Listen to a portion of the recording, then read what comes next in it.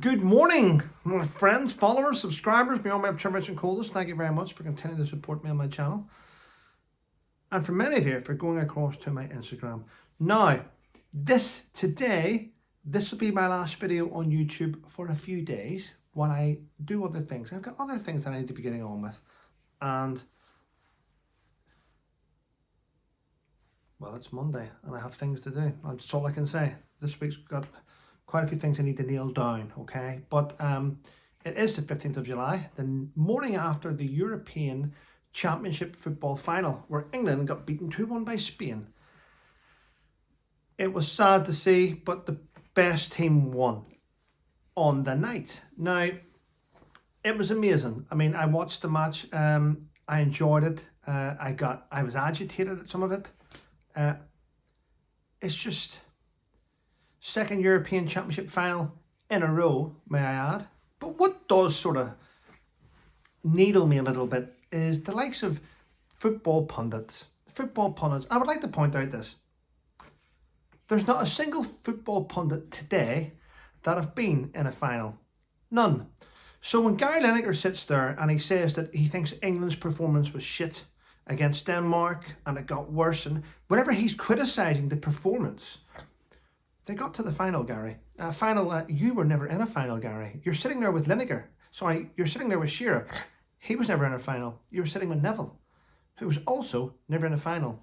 So calls to sack Gareth Southgate are coming from football pundits that didn't achieve the things that basically Gareth Southgate has achieved, which is quite sad. But this is normal in society, because I noticed that your biggest critics are those that have achieved nothing in life.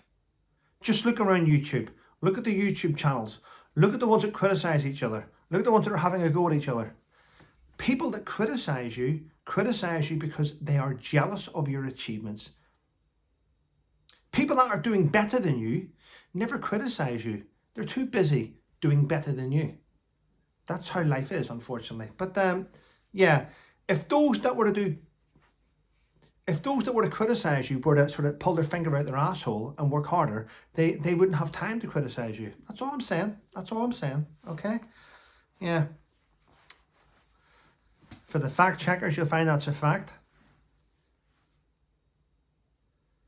In fact, when I look at fact checkers, regardless who they work for, fact checkers are individuals that probably have a high IQ in looking into things, but can't get the job. So they end up becoming fact checkers. Yes. I mean, what qualifications do you have to do to run Facebook? Look at Nick Clegg. Went straight from a failed politician to now in charge of Facebook, or Meta, whatever they call it. Rubbish. I wouldn't know. I'm not on the platform. Yeah. Anyway, yeah, it's over. They came second. Well done to them for getting there. That's all I'll say. But I've noticed loads of stories coming out this morning and last night, well, over the last 24 hours, from the White House and the Secret Service. The Secret Service are denying that, President Trump did not ask for extra security. He would have got it if he had asked. President Biden's out going, there's going to be a full investigation into this. We're going to look into this, and anything that President Trump needs, he will get. A bit late, isn't it? I mean, people are saying, and I've read this from a very, very well-known source who said to me that, I don't want to go into that, but the Secret Service were lacking resources on the day of the Trump rally. Find that strange. But there's other things coming out saying, the locals are saying, we stood there, we told the police, we told the Secret Service there was a guy on the roof. There's a guy on the roof with a gun. There's a guy on the roof with a gun. And they ignored it. Now, honestly, there's no excuse for incompetence. That was incompetence. Now, it's either incompetence or they let it happen. There's no in between there. There's no conspiracies. When you look at it, and it's now, originally the stories were, the shooter was 400 yards from President Trump. Now it's coming out to say that he was actually lying on a roof 130 yards from the president. 130 yards. Which means it's either incompetence or they let it happen. There's no in between.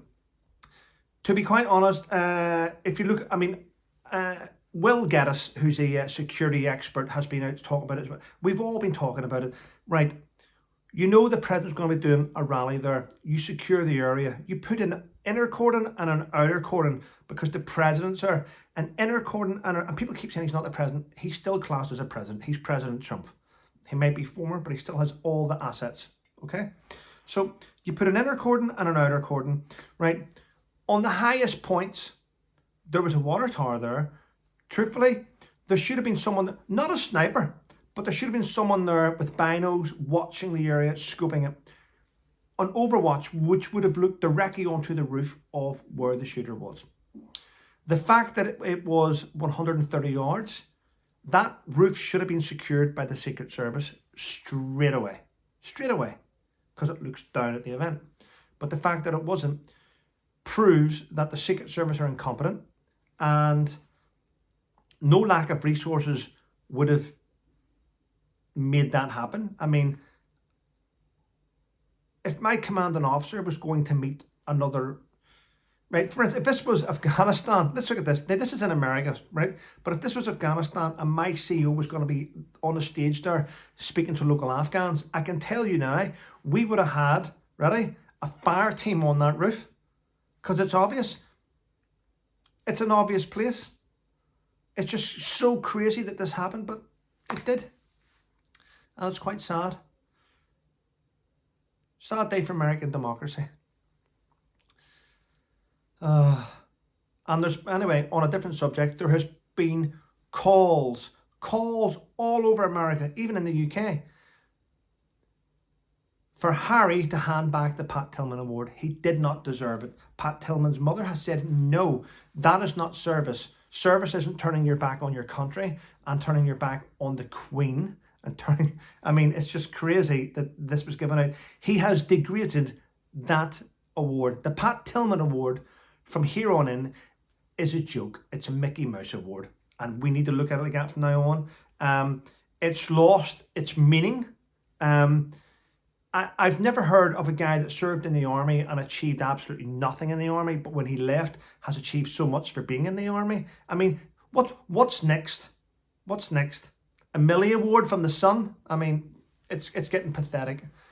And by the way, for those, I'm just going to point this out, I never really thought the Millie Awards from the Sun were any decent anyway. I mean, the best, I mean, here we have, blah, blah, blah, who gets the Best Soldier Award. Did he get a Queen's Gallantry Medal and mentioned dispatches? Did he save lives? No, but he's the best soldier. These awards now remind me of, you know, if I'm honest, they remind me of the old UK Smash Hits Award. You know, when Gary Barlow got Best Haircut, you know, Best Haircut, Best Smile, Most Attractive Man. I mean, are we going to get these awards coming out now? I mean, well, he'll never get Most Attractive Man, will he? Might get Best Grin. It's just weird. We're going down a road. We're going down a really sticky road.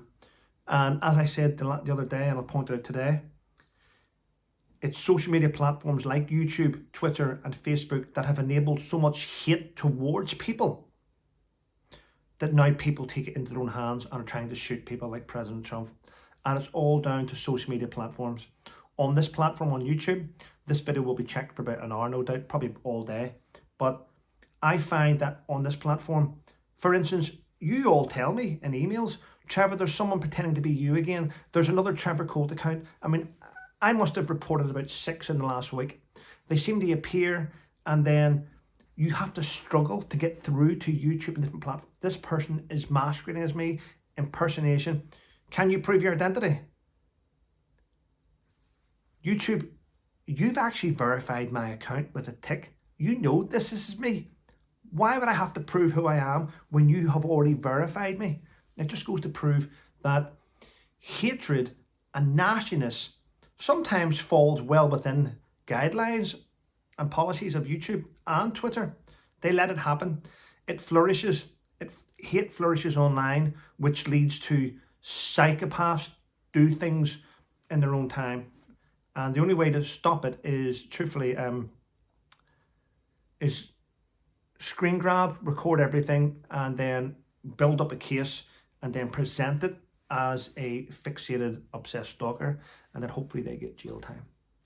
Anyway, listen, have a wonderful day. Thanks for supporting me and my channel.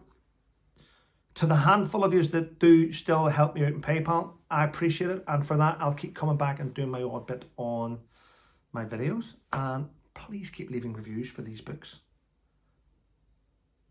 And then it'll help me with the publisher. Anyway, for this other one.